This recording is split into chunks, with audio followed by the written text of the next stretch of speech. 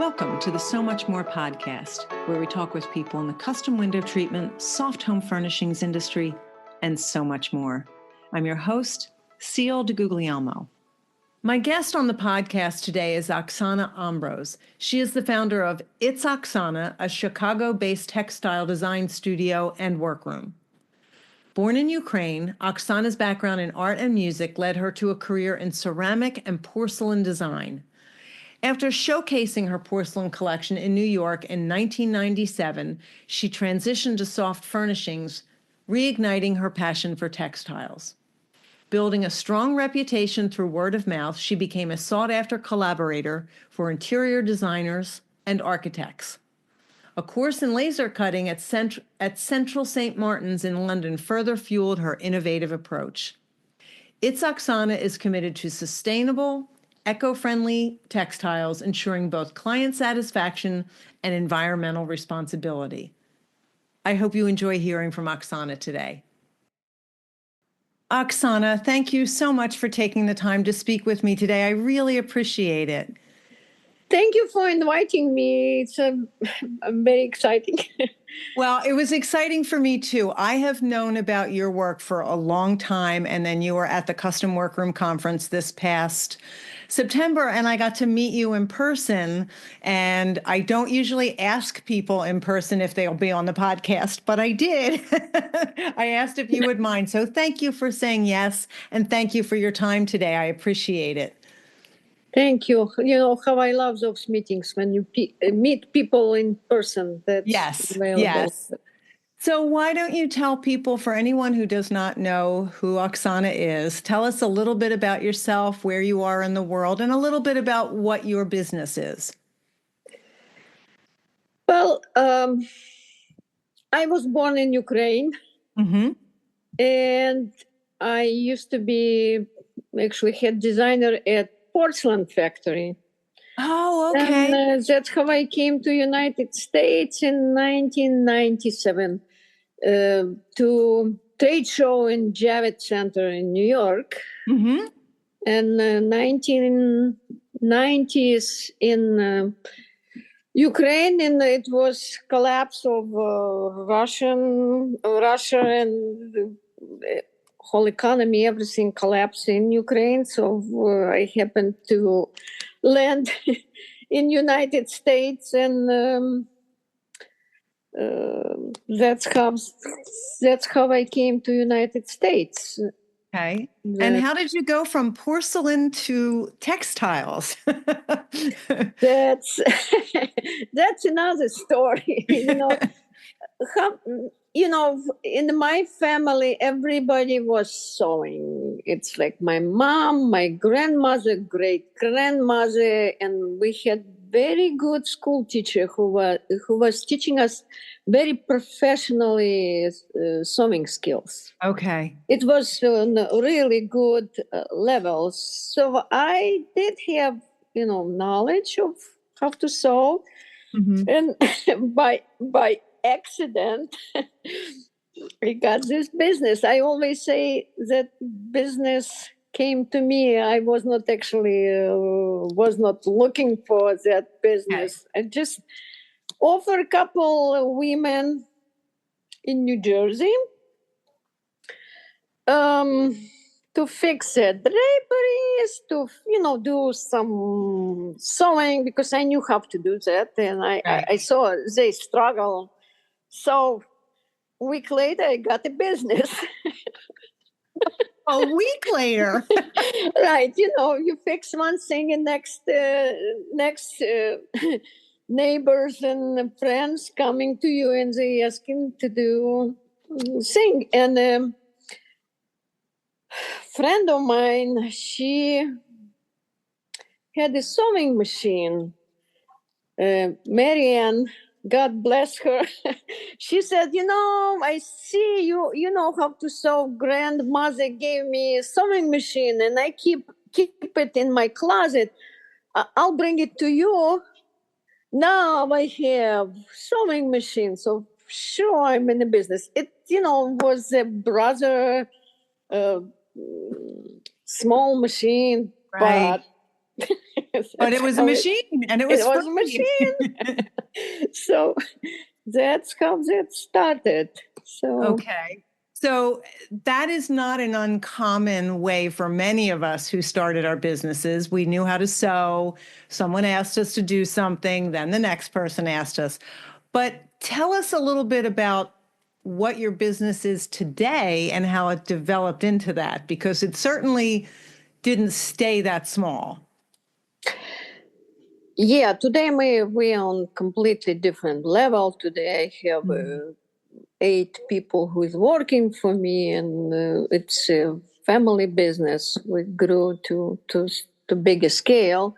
Right. It did not come just for nothing, and it's I went thanks to people in the industry. I went to sewing academy in South Carolina. It's Yeah. The so I CHF. knew, yeah, CHF. I know Susan from probably I'm in the business 25 years, so about 23 I know. Then I went to Susan Castelletki in over there, and I went to St. Martin Art School in London, took some classes there, and yeah, I've been learning. Then class of so bad with the name, the efficiency class. That was Ann Johnson's. Ann Johnson. Yes, She's of brilliant. course. Yeah, I took actually 2 times that class. That one, that I think that class must have. If you're serious about business, you have to take that class. I agree with you. That kind of Oksana. brought me to different level of understanding efficiency. Okay. So, I agree with you. When I took Ann's class, there were people who were in business for less than 5 years, and there were people who were in business for 30 years. And everyone learned something in that class that helped them to be more efficient. Yeah, it's like business thinking more than like craft thinking. So yes. yeah. How can I be efficient and get this done and make more money and move on to the next job? It's not just the craftsmanship is important, but when you take that class from Anne, you learn how to be more efficient so that you can make money at what you're doing. Yes. Yes. Yeah, it's a great class. Anytime anyone is asking me about it, I say, take it, you will not regret it. So your business today is called It's Oksana. Is that correct? Yes, it's Oksana. My business, my husband name it. Basically, Okay. he was a business manager in a big advertising agency, MWR. And when was time for me to name my business, he said, "Okay, how do you answer your phone?" It's Oksana. He said, "Here it is. This is the name of your business." So we name it. It's Oksana. And another thing is, it's how to say that when I came to United States, 1997, nobody even knew that such a country as Ukraine exists. Nobody knew that, everybody, oh, you're from Russia. No, I'm not from Russia. I'm from Ukraine. It's like, and there was a figure skater, Oksana Bayu. Yes. At that time, people learned about Ukraine. And that's when I came to United States. So they immediately assigned my name with Ukraine. So everybody, it's kind of, Oksana is very common name in Ukraine. If I see women with the name Oksana, almost 99.9% she's Ukrainian. Okay. So when you started your business, were you working out of your home? Did you have a location outside of your home? How did you, I know you got started like a lot of us because somebody asked you to do something, but once you had that machine, where were you and what was the next step? Well, I started small in New Jersey. Mm-hmm. Then friends told me, New York, New Jersey, tough, especially in New York. Just you go and check on Chicago. So it was Easter holiday. I came to Chicago. I fell in love with the city. It has like European charm, and it's have that homey feeling. Mm-hmm. So a week later, I moved to Chicago. So I didn't have much of, move, just sewing machine and a couple of things, but that's how But what happened, my friends in New Jersey, mm-hmm. for some reason, I got right away into very high-end market. You believe in that? So they send me connections here in Chicago area, and that's a lot, right? Once you have a good clients, and I'm so lucky. All my clients are so nice, just amazing. I said some angels were protecting me, and yes, so I ended up in Chicago already with some good customers. Okay. And is your business retail to the trade, both? What does your customer base look like? I am mostly consultant to architects and designers, but I cannot tell that I'm like strictly to the trade. Okay. We have retail customers, but mostly, yes, it's businesses. Okay. It's B2B model, 90% probably. Okay. And I'm looking behind you at some absolutely gorgeous textiles. People, I'll have you send me a picture of it so that when people listen to this podcast, they can see some of them. And I will also send them to your website. But when did this part of the business start? Because are you creating these textiles, importing them? How is this part of it working? No, that's actually 100 years old textile, hand embroidered Ukrainian pieces. For a while, I love textile, mm-hmm. and I love red color. I call that my neutral color. Okay. for me. And I just, for a while, I was keeping that at home, all this embroidery. And then one day we had open house. I brought it to show to people, mm-hmm. and people loved it. So I just display it here, and all my customers coming here, and I'm showing that it's all hand embroidered. Okay. It's just my collection. Okay, it's absolutely beautiful. I will ask you to send me a picture of it because it's beautiful. So it doesn't sound to me, correct me if I'm wrong, you don't take a long time to make decisions about things. No, not really. I'm like, no, I'm really fast. I mean, yes. That was a pretty quick move to Chicago once you had been there and knew you loved it. I think that's amazing. So you're in Chicago and you're working with some higher end clients, which, what we do is a luxury item. So it's really wonderful that you were able to find that client base right away. Tell me a little bit about how your business grew at that point, how you came to have 8 people working for you. Again, I'm thinking, it's those angels hovering about me.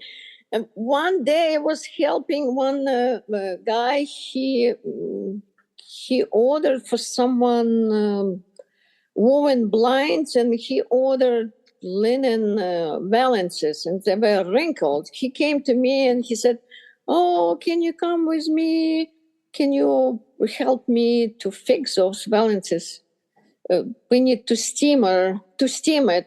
Can you do that?" I said, "Yes, I can do it." I didn't even have a steamer, but you know how that works.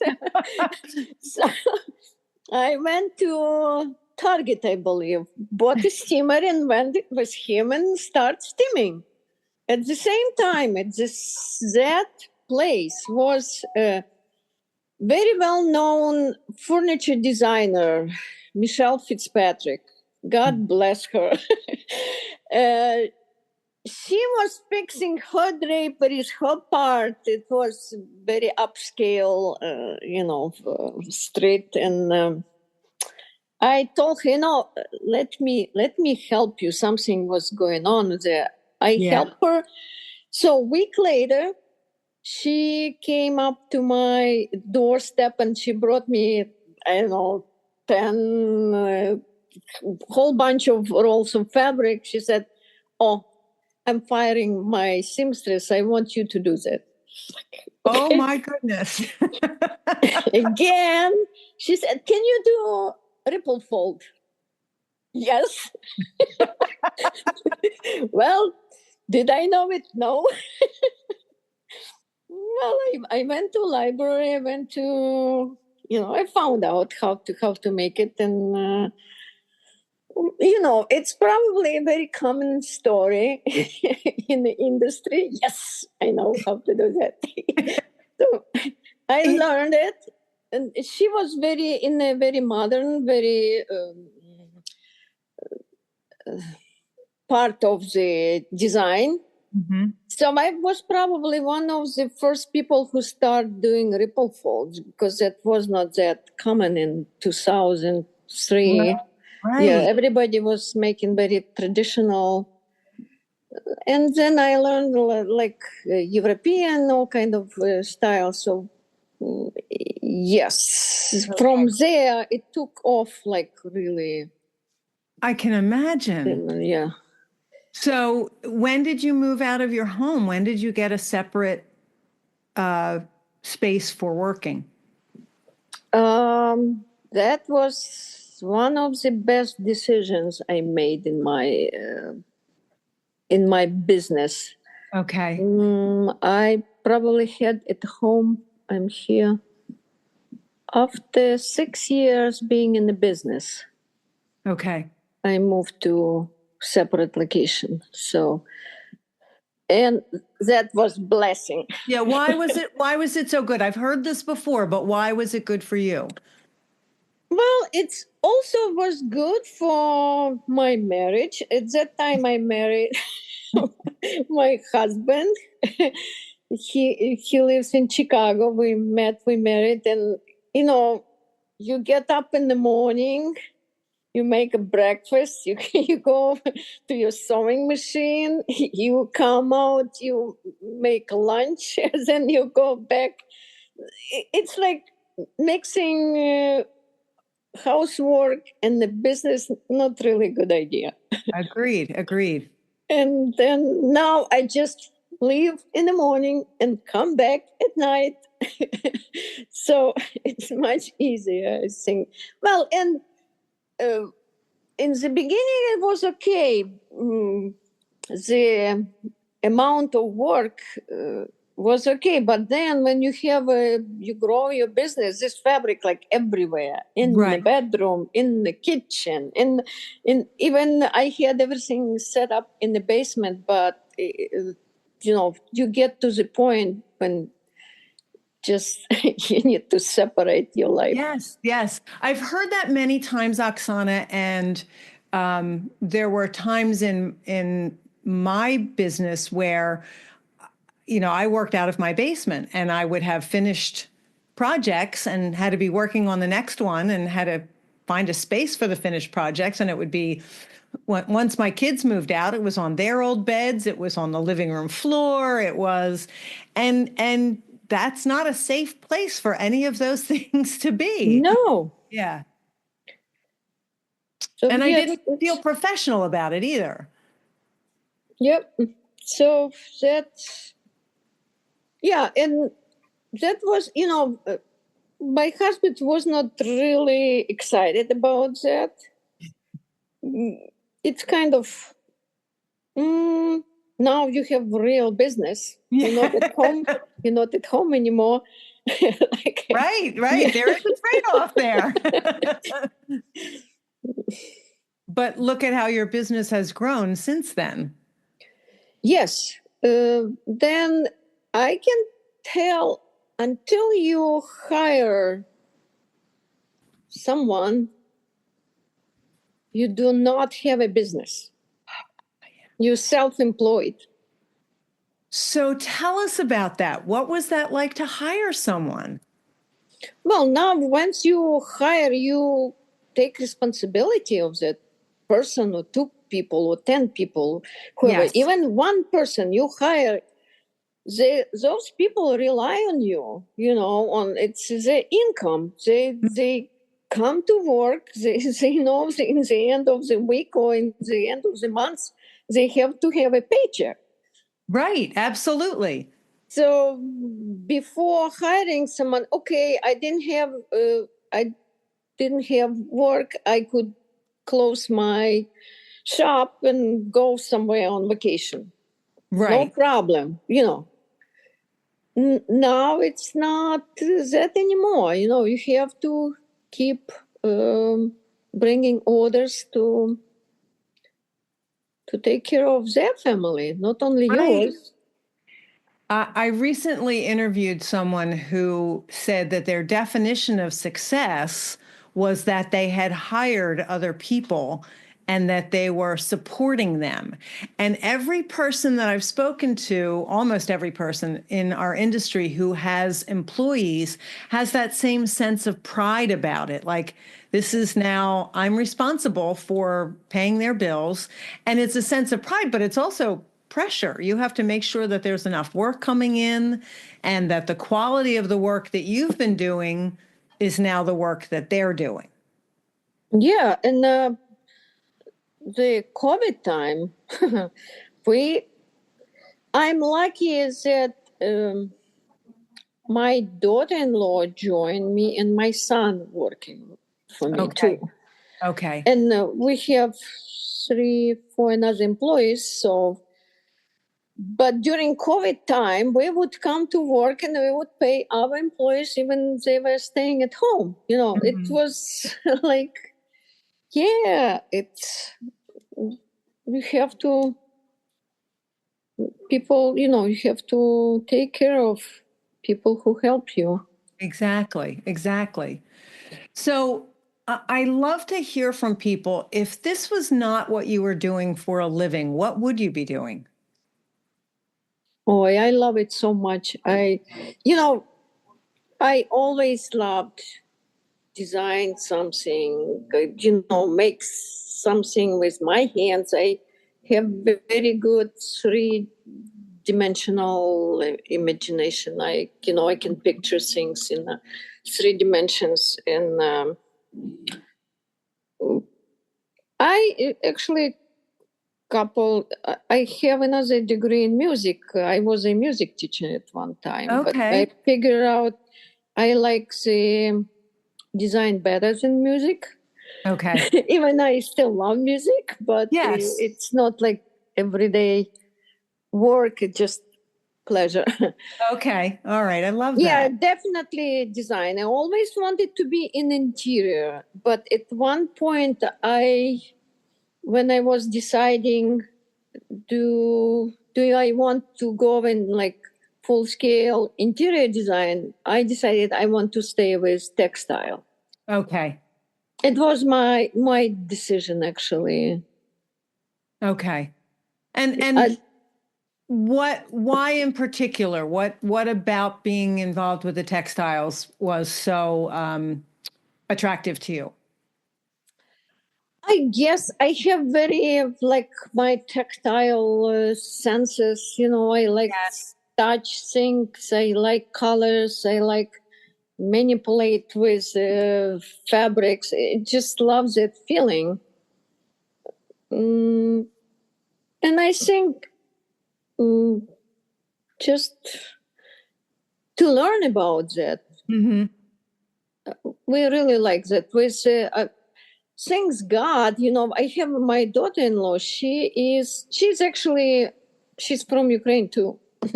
Okay. But she came here. She is a school psychologist, but she also is amazing embroiderer. Just amazing. Oh, how about that? And her sense of color, I can tell you, some of my designers don't have that great sense of the way Right. she has. So, and I, many time I ask. Her name is Olga. Mm-hmm. Many time I ask Olga, okay, I don't want you to do what you do because I wanted you to do it. We are sure it's much easier when a family member. I just want Yeah. you to do what you like to do. And she said, she told me one story. She said when she was little and she was going with mother to the store and they had like rolls of fabric. And she said she was like admiring, touching, and seeing how they unroll that fabric. It was her. She really enjoyed Right. that. So, and every time now when we work with, I think with one of the best fabrics from the biggest, best companies. When we unroll that new roll of fabric and we're like, oh wow, I think that's so amazing that even after all these years and all this time, that is still, you still feel so passionately about it and are still so excited about new fabric coming in. I love to, I mean, just the expression on your face, Oksana, I just love hearing that and seeing that. That's fantastic. Yeah, and we go with Olga basically to all the most trade shows in Europe. We've been at Deco Off. We go to Frankfurt. We've been in Milan, in Florence. To many trade shows just to see new fabrics. And we went to Lineca, one of the biggest producers of linen. Mhm. I personally get the book about linen from the owner. That Oh, was wow. amazing to see. It's a factory that produces 60 kilometers of fabric in one day. Wow. I don't know how many miles is that. I know Yeah, I I'm know trying to it's a do lot. the translation in my head, and I know that I cannot do that. But that is a lot of fabric. Yeah, that's a lot of fabric. Then we have a supplier from Tuscany. It's a 180 years old factory. It's 8 generations who do linen fabric Okay. on old machinery. It's just amazing. We've been there at that factory and saw how they make it. Yeah. All right. That was. So I looked it up quickly. 60 kilometers is equal to 37 miles So in one day. in one day. That's incredible. Yeah. Wow. Okay, so I think that many people listening share that same passion for textiles and we all get excited about it. But there are challenges in running a business. What would you say have been some of the biggest challenges in running your business? Even with the angels helping you. Yeah, the biggest challenge, remember, you have to make money. Yes, you do. You have to keep track of every single project. If you love it, whatever the level, the highest level, you have to make money. That's kind of separate your emotions and get to the numbers. Mm-hmm. Period. That's still, yeah, that's the biggest challenge, and you have to be disciplined. Yes, that's very true. I want to jump in and take a moment to thank the sponsors who make it possible for me to bring you the podcast each week. My sponsors are people in the industry that I have personally had a connection to, purchased from, or used their services. So it makes it really easy for me to tell you about them and the great things that they have to offer. Because I feel so strongly about education in our industry, I'm thrilled that as the owner of the Curtains and Soft Furnishings Resource Library, I can use the resources of the library to help support the podcast. The library hosts the industry's largest curated collection of educational resources for the custom home furnishings professional. Membership to the library gives you access to a wealth of downloadable reference materials, videos, live events, as well as a community of support to help you develop your design, sales, and fabrication skills, and to grow or start a business. Join the library today at csfrl.org. Angels Linings would like to invite you to become part of their family. With reputable lining comes exceptional customer service. Trust them with your linings like I do. You get 2 Tootsie Pops with every bolt of lining you receive. For smiles, satisfaction, and a sugar kick all around, call Angels Linings at 1-800-450-9368. The Workroom Channel is the premier online training provider for professional fabrication skills. Go to theworkroomchannel.com to browse the selection of anytime access courses created by industry experts. Watch detailed demonstration videos, download companion materials, and participate in private course discussion boards with your instructor and classmates from around the world. Start your course path today at theworkroomchannel.com. If you've listened to the podcast, you know how much I've learned from Michelle Williams. And I think most of my guests have mentioned taking at least one of her classes or gotten coaching from her. Her business is Scarlet Thread Consulting. Michelle loves to work with creative business owners to help them understand all aspects of their business and to use their gifts and talents to make it profitable.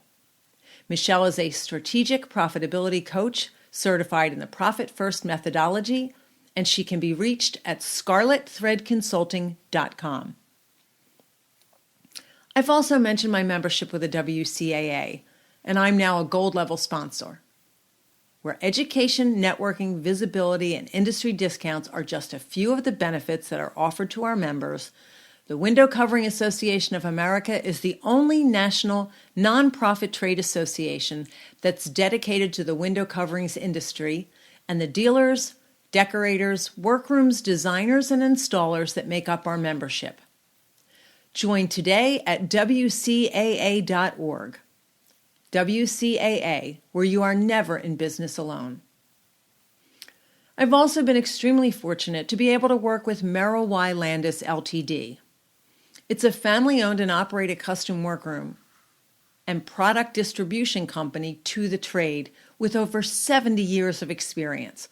And in addition to their custom work, they offer a wide variety of decorative drapery hardware. They offer stout and flare 21 fabrics. They have Roman shade operating systems and assembly kits. They have motorization and workroom supplies, and they serve both designers and workrooms. And you can check out the MYL Advantage at mylltd.com. I'm curious, for someone who is so passionate about what you're doing and having the opportunity to work with architects and high-end designers, what is your definition of success, Oksana? Definition of success.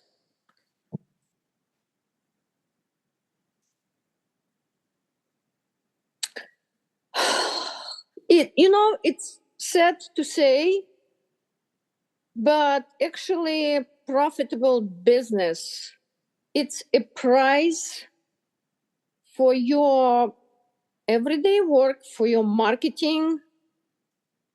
Yes, successful business has to be profitable. Okay. And when do you feel successful in your business? When do I feel? In the end of the year.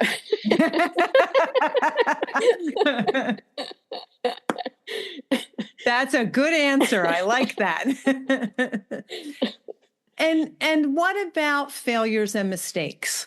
How do you handle them, and how do you handle them when you have employees working for you who are human beings and who will make mistakes? You know, members, I might add. I can tell you, I love the most in my business my mistakes. Really? You believe or not, because when everything is good, you don't learn anything. You only learn when you're making mistakes. And you remember that. If I always say that, okay, every mistake that my employer did, it's my mistake. But success is our, success is everybody's, but mistakes my own. Interesting. Okay. All right. And that doesn't surprise me for someone with your work ethic and your drive, but that's very interesting. So if someone who works for you cuts fabric wrong, what do you do with that? Or they misread a work order? How do you handle that with them? I don't know. I think I have that ability from my mom. In the most critical situation, and I've been in situation when it's actually even like life-threatening, my brain works much faster, and I do not concentrate on failure. I concentrate on how to fix it. Okay. Or, how to deal with that. Okay. Yeah, we had a couple times when people cut fabric, very expensive, but immediately I was look at that and I was thinking immediately how we can go around and how we can fix it. Okay. And okay, I could start yelling or screaming or how that would help. None. Yeah. So I agree with that. I'm just always curious, and the mindset of learning from mistakes, I think, is probably the businesses that I see that are the most successful. Often that is similar to how they respond. Is you've got to learn from what went wrong, but you've got to fix it. Yeah, you have to fix it and remember, and you will remember that next time you won't do it. Hopefully, then it's not an even more expensive lesson. So you mentioned looking up how to do things, and for those of us who started our businesses before the internet, the library and bookstores was where we went to learn how to do things. So how did you how has education changed for you? You mentioned taking Ann Johnson's class. Do you continue to take classes to learn? What's your philosophy about that? Yeah, we're learning everywhere we can. We went to conference in Rhode Island. That was great. Thanks to Susan. I appreciate that. Not always you can do that, but we're trying to participate. And yeah, now you have internet. You have all these sources. I can tell you even when I came to United States, I had $200 in my pocket. Oh, wow. No language, no friends, no family. I fell from the moon. That's ground. But after working a couple months, I was able. I bought a computer in 1998. Okay. In 1998, I bought a laptop. That, not that many people knew about computers that time. But no. I understood that, internet was working. It was, what was it? That net zero or something. Yes. That that's a source of information. So you were a groundbreaker and ahead of your time for sure. Well, it just, you need source of information. And yeah, so That's amazing. So do you use a lot of technology in your business, Oksana? yes.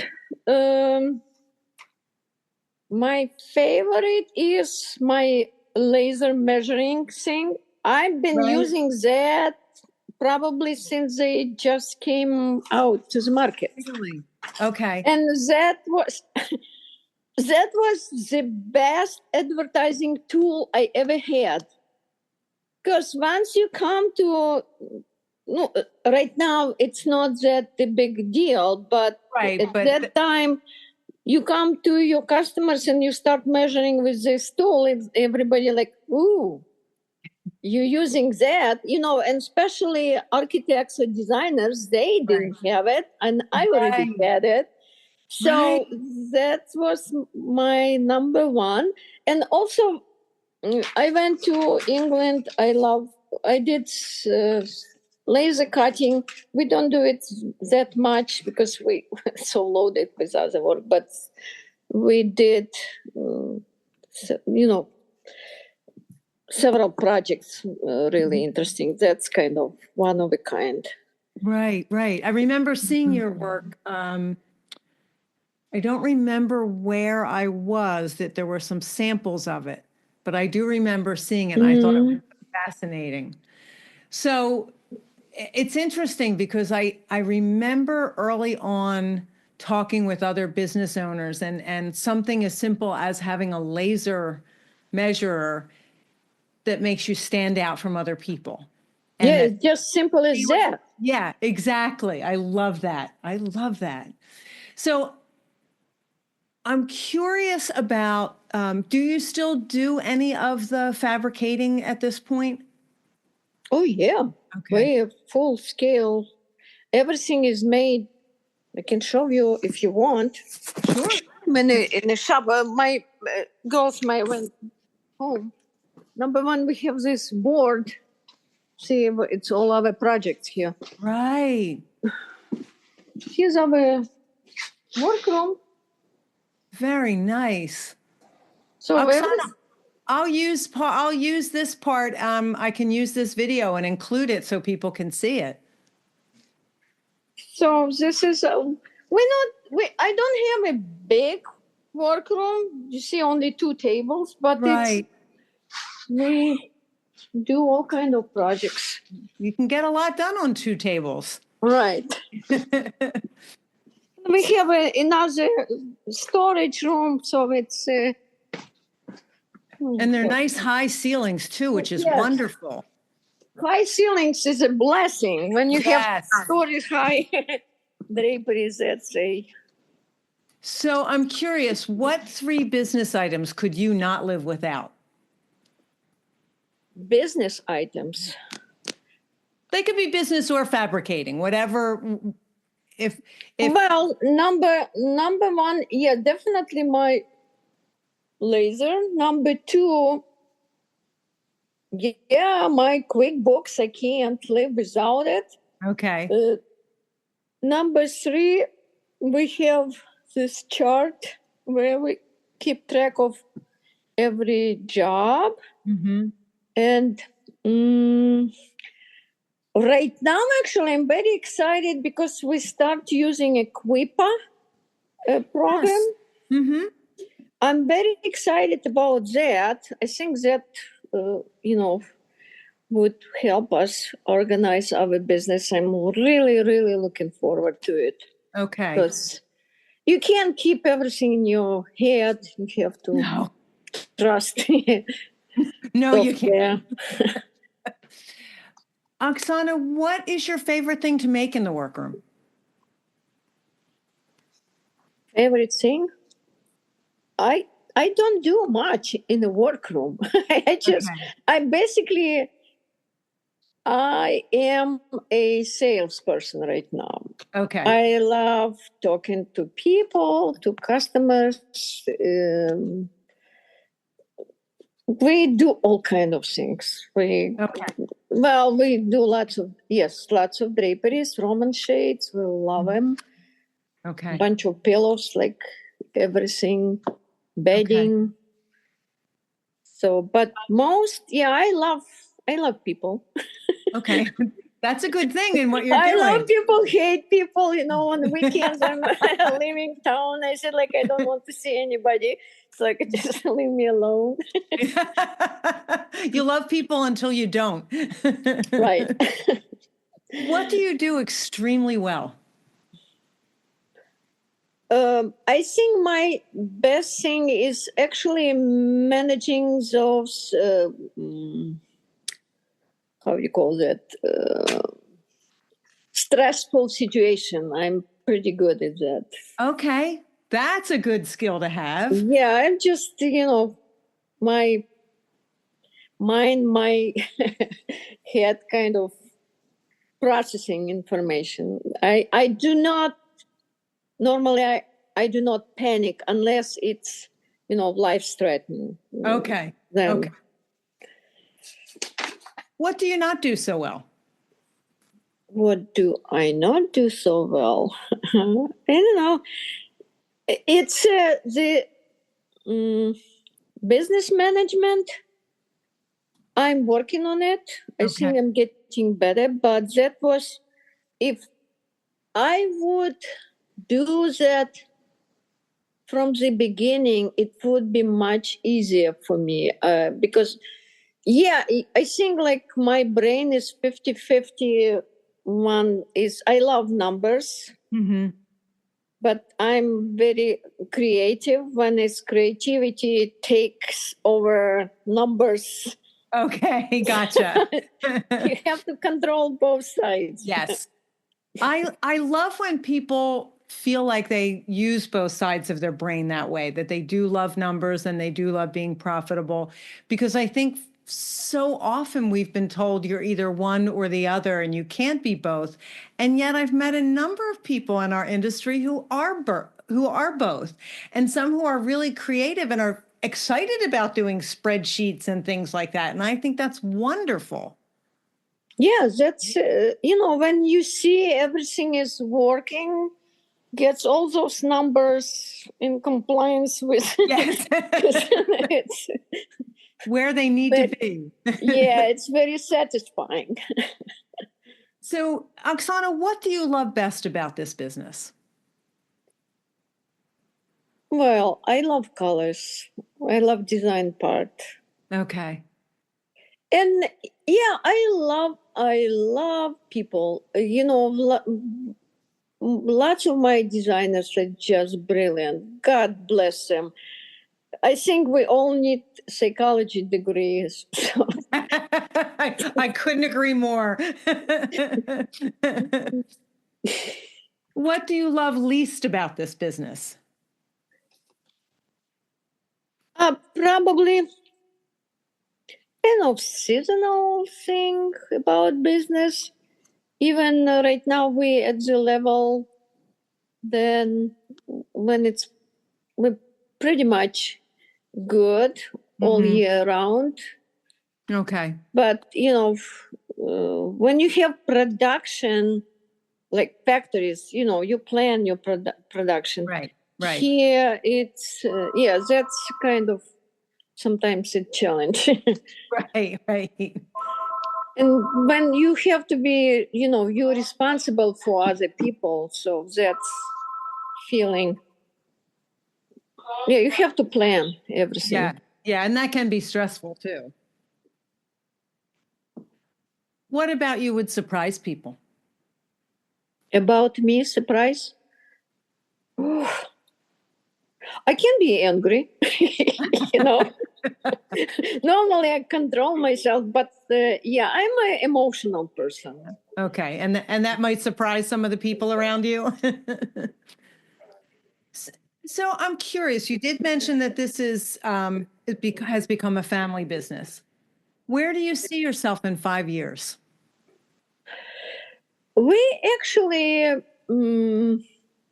trying to figure out how And if my son and my daughter-in-law loves this business so much and they can handle it that they want to take over, I'm preparing business for me to do less work. I want to retire, but I don't want my kids to do something they don't really want to do, and to leave them a business that in a good shape and kind of structured the right way. So that is goal right now. Okay. All right. I like that. For someone who came to this country with $200 in their pocket, I feel funny asking this question, but in what ways do you think you're resilient?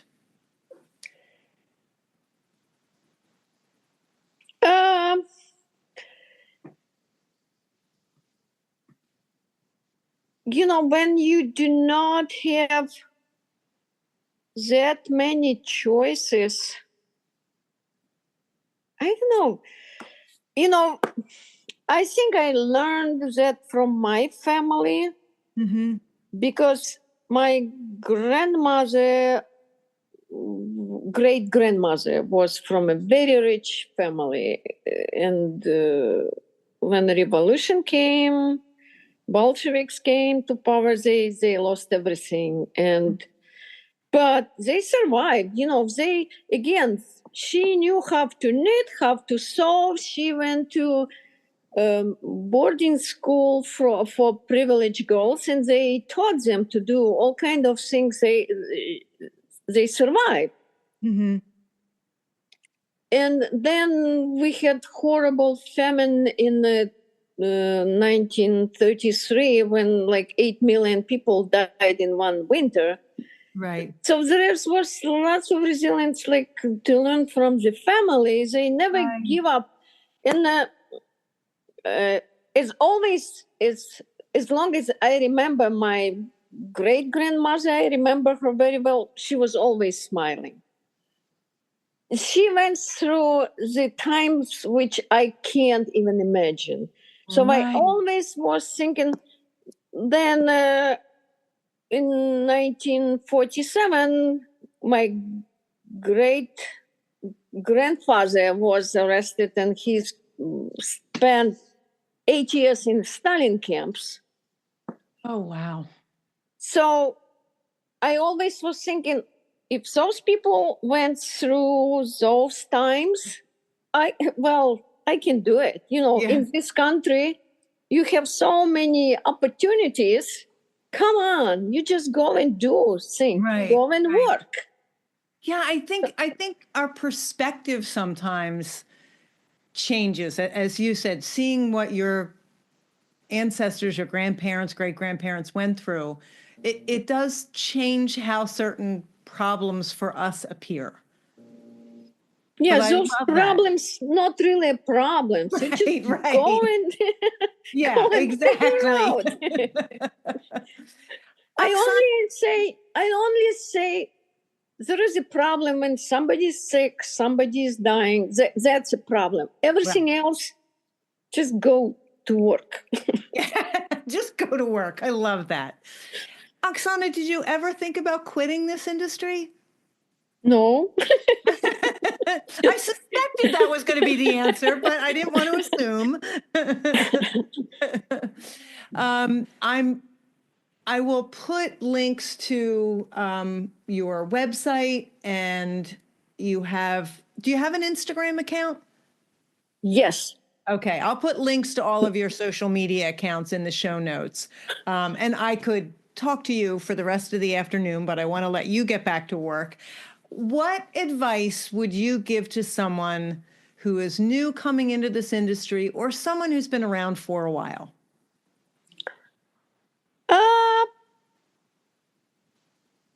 Go talk to people.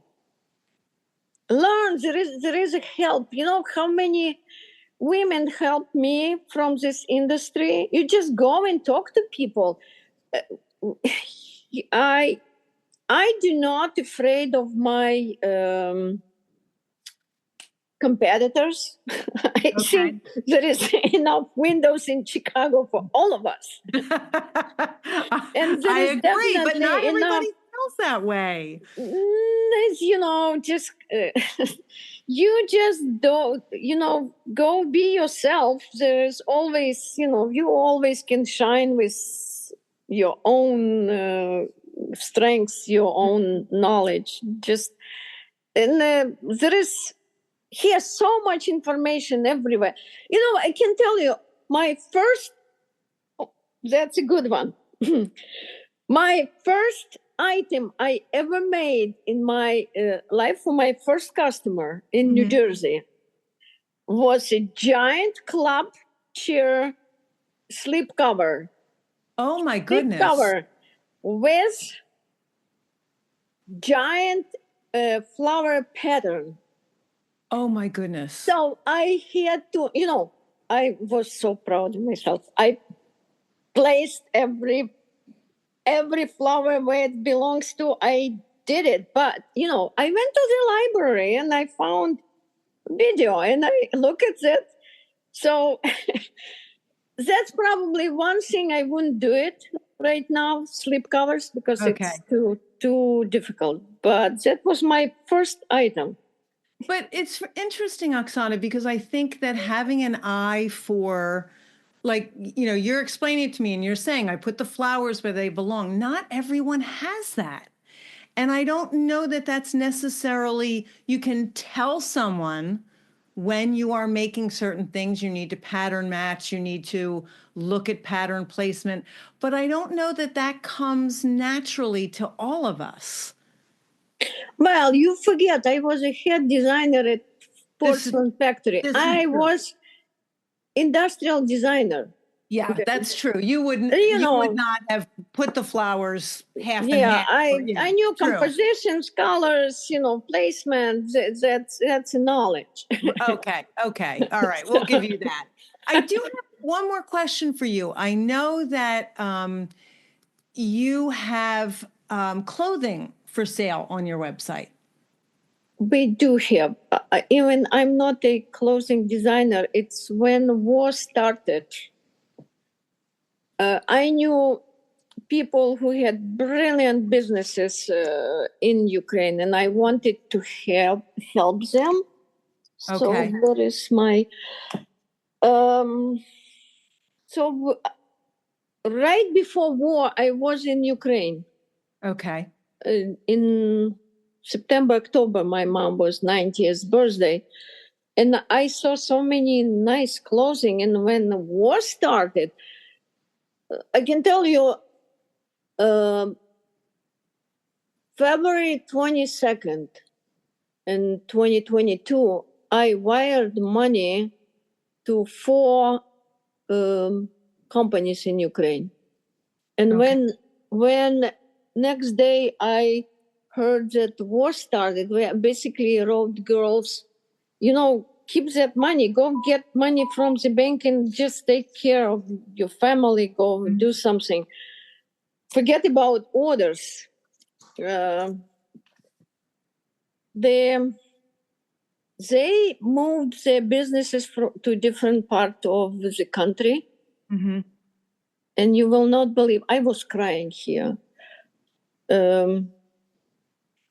3 weeks later, 2 women sent me an email and they said, Oksana, we completed your order.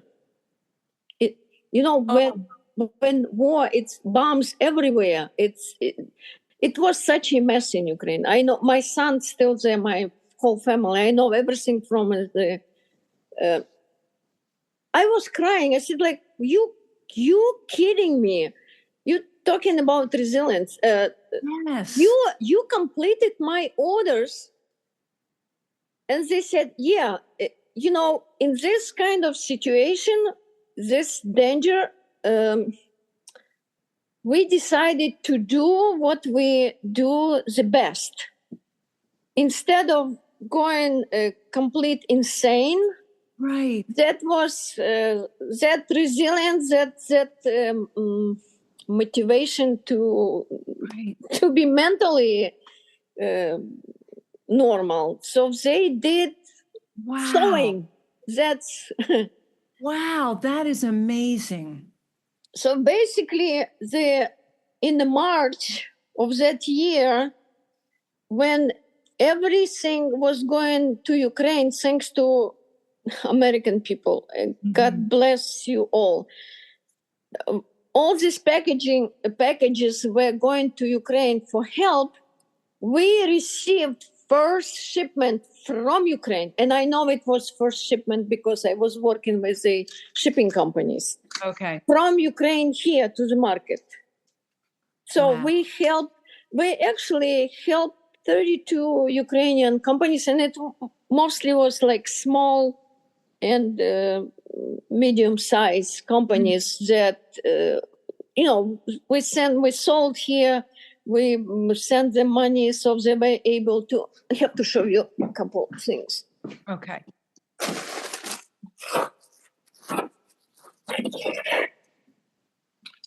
See, there's two.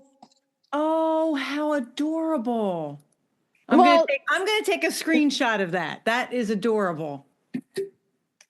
Okay. so you need to know the story behind this. Okay, what is it? This woman, at the time when we contacted her, she had under 1-year-old son. Her father was killed in the war.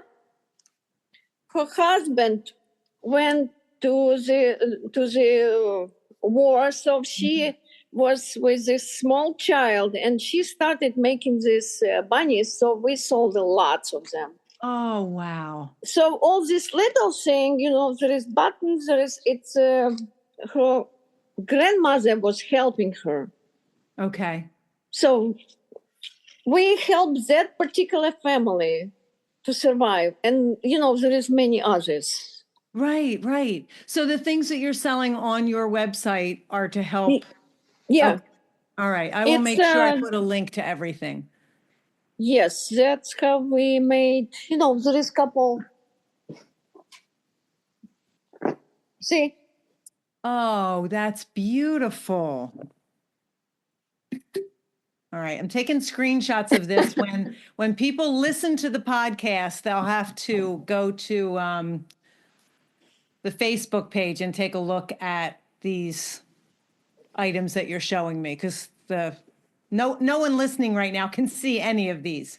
Okay. Yes, this basically, that's what's happened in Ukraine. First year, second, and right now going on. When people, I can tell you, in the first couple weeks, months, governments all over the world, they wasn't thinking about helping Ukraine. They thought it's insane. Ukraine will give up. And because of regular people who did not believe that evil should win, we received so much help from regular people, then government was listening. And they start helping. Yeah, yeah. So that's the story. Sorry, I'm a little. No, I specifically asked about the clothing. I know that, part of what's important to you is not only sustainability, but I know that you have, just because I follow you on social media, I know that helping Ukraine has been extremely important to you. Yes, and I so appreciate, American people who help a lot. It's just amazing. I talk to lots of people. Sometimes, my customers knows more about Ukraine than I know. They keep telling me, "Oh, do you know this and this happened?" Is it like, even I know a lot because my family is still there. Yeah. Well, thank you for sharing that, Oksana. I really appreciate it. And thank you so much for taking the time to talk with me today. I have admired you and your work from afar. So when I saw you that day at the Custom Workroom Conference, I really just had to ask if you would be on the podcast. So thank you for doing that honor for me. I really appreciate it. Thank you. Thank you for inviting me. It's, a great organization and great people. Thank you for doing what you do. It's Thank you. always nice to hear from other people. Yes, I agree. Thank you. I do hope that you enjoyed hearing from Oksana today. I'm always so fascinated when one of my guests tells me about making a big move or making a big change in their lives, because it's not something that I'm necessarily comfortable doing. And the idea of arriving in a country where I don't speak the language with $200 in my pocket is so far beyond something I could see myself doing. And I'm so fascinated to hear Oksana's story and how her company has grown. And I highly recommend you go to her website and see some of the things that she has on there. And the objects that she showed, I took screenshots of, and I will post them in the comment section when I share this on Facebook. So if you're listening to this when it first comes out, it won't be there right away. If you're listening to this sometime after it's released, just go to the So Much More Facebook page and you'll be able to find the photographs of the things that Oksana was showing me today. Thank you so much for listening. I hope you have a great day.